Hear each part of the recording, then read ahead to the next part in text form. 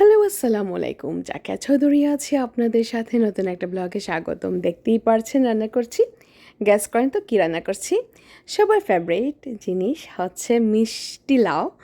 So এটা আমার খুব ফেভারিট। তো আমি দেশি মুরগির চামড়া দিয়ে, আমি জানি না আপনারা পছন্দ করেন কি না, বাট আমার খুবই ভালো লাগে। চামড়া দেন হচ্ছে গলার হাড়, এগুলা দিয়ে হচ্ছে আমি এটা রান্না করি। আমার বাচ্চা খুবই পছন্দ করে। অনেকেই নাক সিটকাতে পারেন, বাট এটা আমার খুবই একটা ফেভারিট খাবার। মিষ্টি লাউ যদি মিষ্টি হয় তাহলে এই খাবারটা অনেক জমে যায়, আলহামদুলিল্লাহ। আর এই মিষ্টি লাউটা ছিল আমাদের বাড়ির মিষ্টি লাউ। সো ডেফিনেটলি এটা অনেক মজার ছিল। আর দেখতেই পারছেন আমি মাংস দিয়ে দিলাম ভালো করে কষিয়ে, দেন হচ্ছে এগুলা সিদ্ধ হওয়ার পর আমি মিষ্টি লাউটা অ্যাড করে দিব।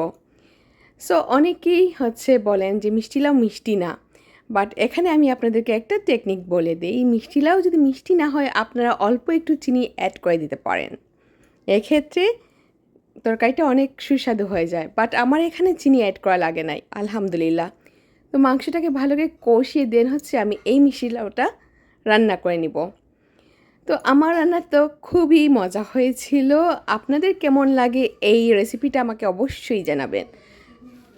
তো আমার এই ছোটো ভিডিও যদি আপনাদের ভালো লাগে অবশ্যই লাইক, কমেন্ট, শেয়ার করে দিবেন। ভালো থাকবেন, দেখা হবে অন্য ভিডিওতে।